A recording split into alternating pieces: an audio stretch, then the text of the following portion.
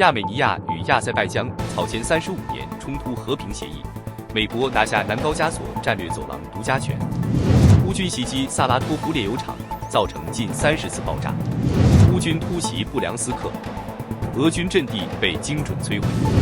乌克兰无人机频袭莫斯科，多座机场大面积瘫痪。乌军精准打击喀山，俄最大无人机制造基地受创。俄军导弹击中罗斯托夫民宅，乌军空袭俄第90防空旅部。乌军突袭克里米亚塞瓦斯托波尔，俄军 S-500防空系统遭毁。乌克兰反攻施压，俄撤换北方集团军司令应对苏梅战局。大家好，欢迎收看新冷战情势，请大家先为我们的节目点赞、留言，谢谢大家。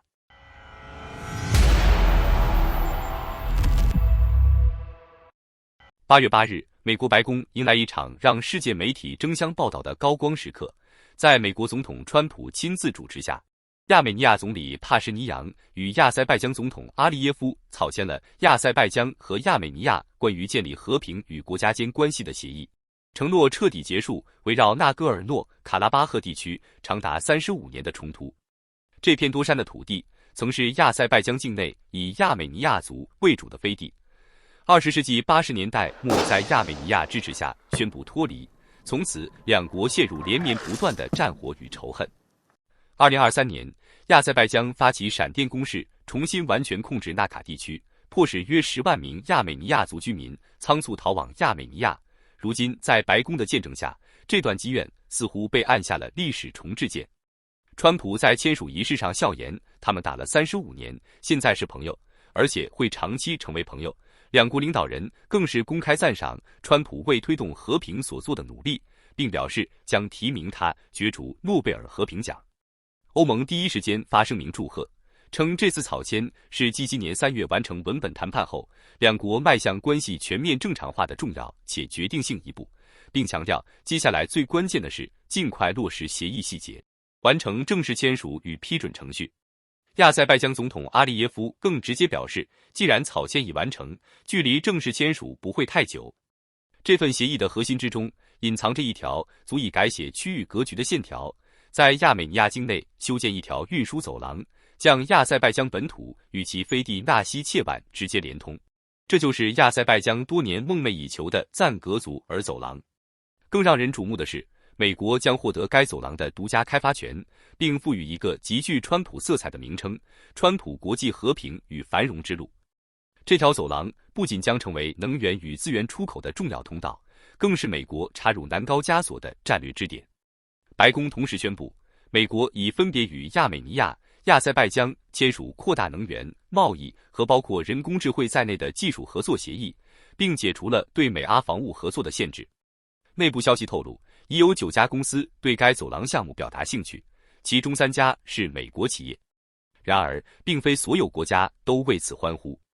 伊朗长期坚决反对赞格祖尔走廊，担心它会切断伊朗与高加索的陆路联系，并将外国势力引入敏感的边境地带。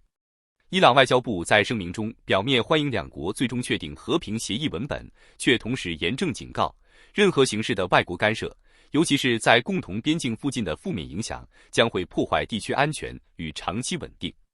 本周一，伊朗最高领袖高级顾问维拉亚提更是放出狠话，任何地区或外部力量推动赞格祖尔走廊的企图，都将遭到伊朗的强烈回应。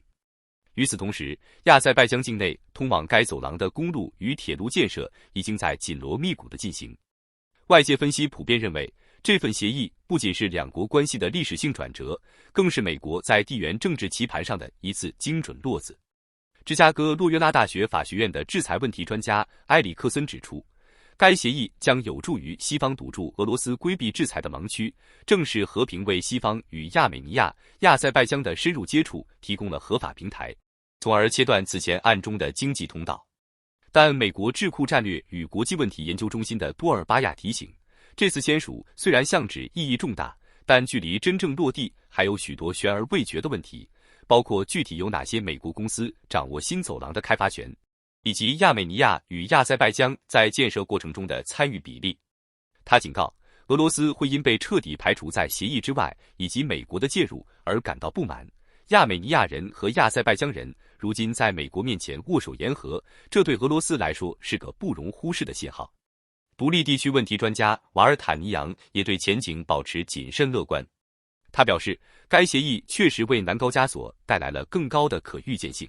但长期稳定性取决于美国能否持续投入。两国在失败的谈判与暴力冲突上的历史远长于和平解决的记录。如果美国的介入不能保持力度，这个问题很可能再次陷入僵局，紧张局势也随时可能死灰复燃。白宫方面则毫不掩饰自己的战略意图。一名不愿透露姓名的白宫官员直接向媒体表示，这将使美国成为一个可能是世界历史上最巨大、最具战略意义的商业伙伴，并直言在这里，输家是中国、俄罗斯和伊朗。半岛电视台援引俄罗斯专家分析称，赞格祖尔走廊可能成为削弱俄罗斯在南高加索影响力的突破口，同时冲击中国“一带一路”在该地区的垄断路线。日经亚洲也引用分析人士的观点称，美国的核心战略始终围绕着重返亚洲，并将中国列为首要竞争对手。此次华盛顿插手南高加索局势，实际上也是在南高加索和中东等关键区域巩固自身影响力，从而在与中国竞争中抢占更多优势。哈德逊研究所的李布瓦解释说，如果你正在筹划对抗中国，就必须确保它无法在红海制造麻烦，也不能让其位于吉布地的军事基地被武器化。他补充道，一旦中国试图封锁台湾，你要确保它能源依赖的海湾国家能在制裁中配合你。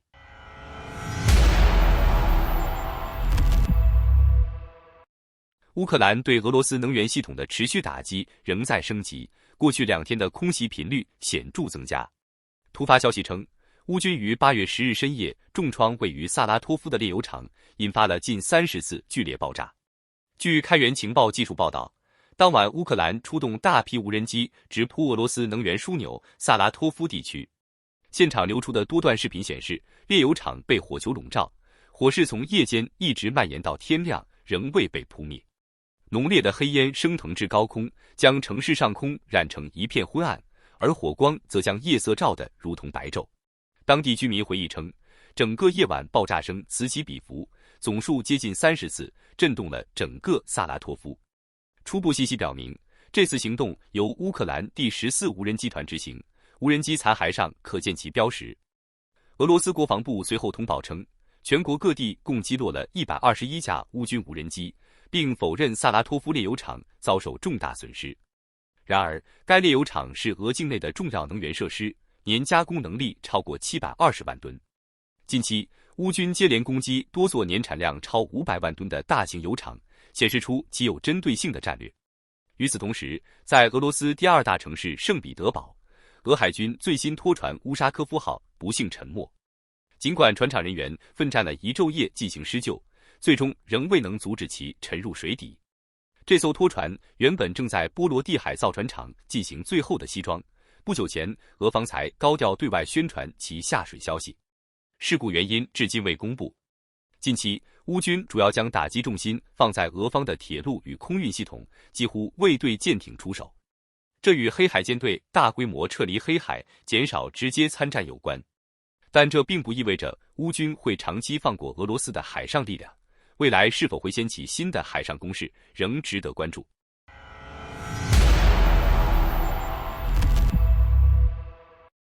随着美俄会谈临近，乌克兰加大了对俄罗斯领土的攻势，借此表达自身强硬立场。消息显示，乌军再次猛烈袭击了俄境内的布良斯克地区。据 Astro 报道，当地时间8月9日前后，乌克兰破坏和侦察小组对布良斯克尼特马涅夫展开突袭。乌军突击队曾一度攻占俄军阵地，摧毁了对方的防御掩体。俄罗斯罗斯频道承认遭遇袭击，但强调已成功击退乌军，称对方人数约25人左右。基辅尚未做出明确回应，但近来已多次发动针对布良斯克的攻势，仅8月就进行了3次。比如8月6日前后，乌军突袭了布良斯克当地的金属工厂，摧毁了俄军的生产设备。此外，8月2日，乌克兰特种部队在布良斯克推进7公里，抵达鲁德尼亚察塔附近，并布设30枚地雷，炸毁察塔河大桥，切断了俄军16公里长的布给线。与此同时，乌军还炮击了库尔斯克和别尔哥罗德，明显强化了对俄境内地面目标的打击。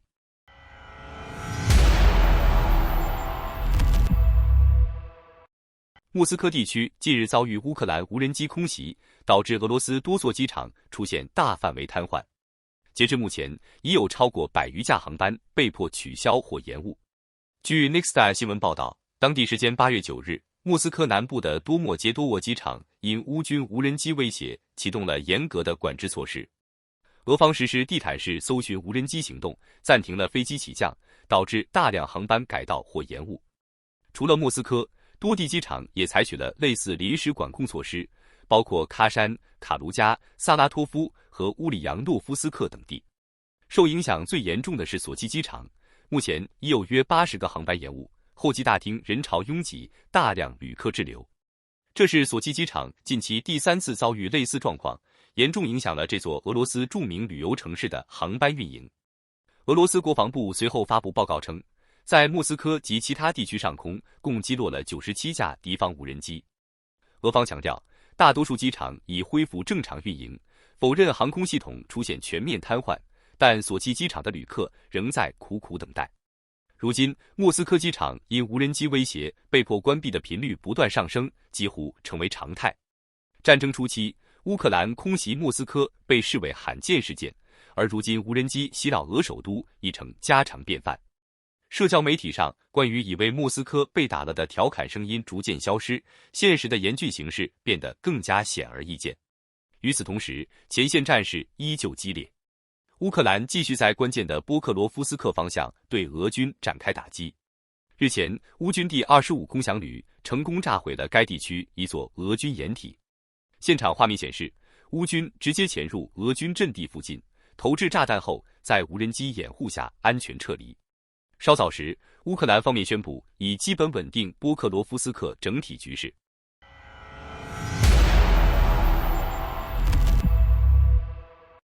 乌克兰突然对俄罗斯核心城市喀山发动远程空袭，成功击中了俄军最大的无人机制造工厂。据麦氏报道，8月9日当地时间，俄罗斯工业与金融重镇喀山及其附近区域遭遇无人机攻击。紧邻喀山的叶拉布加地区连续传出爆炸巨响，现场目击者拍摄的视频记录了无人机精准打击的瞬间。这次空袭的目标正是叶拉布加的无人机工厂，该厂长期承担生产 Shahed 无人机的任务，如今遭到乌克兰无人机的重创。视频显示，无人机直接击中了工厂车间，引发剧烈火球和大火，浓烟迅速笼罩厂区。大量民众聚集现场，目睹火情蔓延。叶拉布加工厂是该地区近年来遭受的最大一次打击。此前，俄方曾高调展示过该工厂的生产线，甚至有妇女和儿童参与装配工作。但该工厂始终是基辅重点打击目标。2025年以来，至少遭受5次袭击。我们将持续关注喀山及叶拉布加地区的最新动态，同时目光也转向近日备受关注的亚塞拜疆。据图片报透露，亚塞拜疆已启动一条新的弹药生产线，计划为乌军提供122毫米和152毫米炮弹。土耳其军工企业将参与制造，而亚塞拜疆与莫斯科之间的矛盾日益加深。日前，亚塞拜疆刚刚与美国和亚美尼亚签署和平协议，这标志着俄罗斯在该地区影响力的逐渐衰退。此外，图片报还统计了今年第1季度德国上空出现的间谍无人机数量达到了536架，监视目标涵盖军事基地、能源设施及其他关键基础设施。例如，在拉姆施泰因空军基地上空曾出现过15架无人机，这一情况促使德国加快提升国防预算。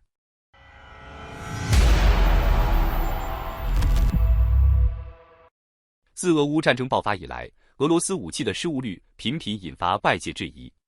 最新消息显示，俄军导弹再次误击自家居民楼。据 Astro 报道，8月9日夜间，俄罗斯铠甲防空系统在拦截罗斯托夫上空无人机时，导弹意外击中当地住宅区。现场画面清晰显示，多栋楼房受损，部分建筑甚至发生火灾，至少4栋楼出现断电。对此，俄方否认导弹误击，声称破坏是因击落的无人机残骸坠落所致。近几天，乌克兰对罗斯托夫展开密集空袭，俄军铁路线和能源设施均遭重创。紧接着，乌军无人机又对库班河畔的斯拉维扬斯克发起攻击，目标直指俄军一座天然气处理站。这已是该设施1周内遭受的第2次袭击。画面中，该天然气站被浓烟笼罩，火光在城市中持续升腾。斯拉维扬斯克位于俄罗斯南部克拉斯诺达尔边疆区，近期乌军空袭重点多集中于俄南部地区。罗斯托夫地区同样如此，该地被视为俄罗斯南部的经济文化中心。与此同时，乌克兰总参谋部报告称，其特种部队成功袭击了克拉斯诺达尔俄军第90防空旅旅部，地点位于阿菲普斯基附近。几日前，乌军还摧毁了该地一座炼油厂。此次攻势已导致俄第90防空旅旅部遭重创，至少12名俄军军官阵亡，数十人受伤。附近俄军检查站也发生2起爆炸，众多军事设备被毁，具体战况尚在确认中。在国际援助方面，克罗埃西亚宣布将加入欧盟 SAFE 项目，向乌克兰提供价值1500亿欧元的军事援助。克罗埃西亚总理安德烈·普连科维奇公开了这一消息。波罗的海3国及保加利亚也计划加入该项目。该援助重点之一是为乌军提供急需的155毫米炮弹，有效缓解了乌克兰弹药紧缺的压力。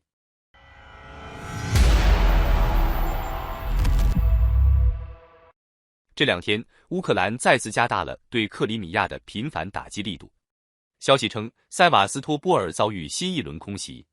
据开源情报防御者报道，8月8日前后，克里米亚重要军港塞瓦斯托波尔传出多次爆炸声。虽然详细战况尚不明朗，但现场流传的视频显示，该区域已冒起浓烟，远处清晰可见黑烟滚滚。目击者称，听到近10次巨响，当地媒体则将其归为普通火灾。塞瓦斯托波尔作为俄罗斯在黑海的重要门户，地理位置极为关键。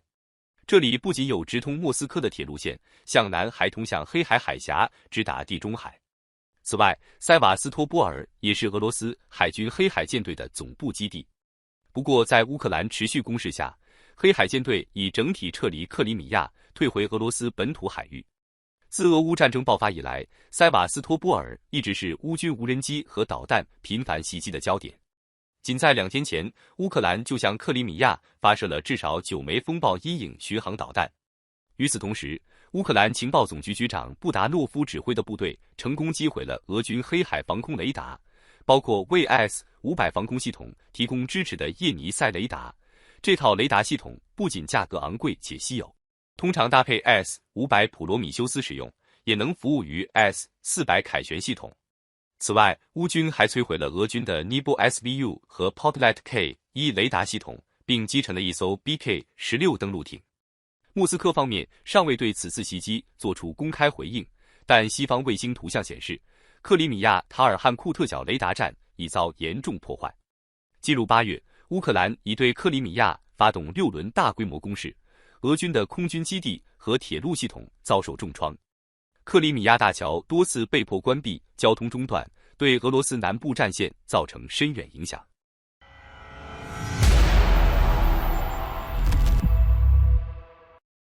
俄乌前线最新动态显示，乌克兰对苏梅方向的反攻压力迫使俄军进行重大人事调整。据彭博社报道，克里姆林宫已撤换北方集团军司令亚历山大·拉平，任命根尼·尼基弗罗夫接任该职务。分析认为，乌军近期在苏梅等地的反击是促使俄方做出这一调整的关键因素。此前，乌克兰第225团成功发动攻势，收复了多个定居点，给俄军造成严重打击，至少3个营被击溃。俄军苏梅方向的攻势遭遇挫败。俄媒称，拉平未自愿辞职，而新任司令尼基弗罗夫曾任俄军西部集团军司令。此次换帅也暗示俄方或将加强对苏梅地区的反击力度。尼基弗罗夫将负责指挥苏梅、哈尔科夫和库尔斯克方向的战事。值得注意的是，乌克兰对俄边境要塞库尔斯克的进攻有望有效缓解自身战线压力。南部扎波罗热战场方面，乌克兰空军发起新一轮常态化打击。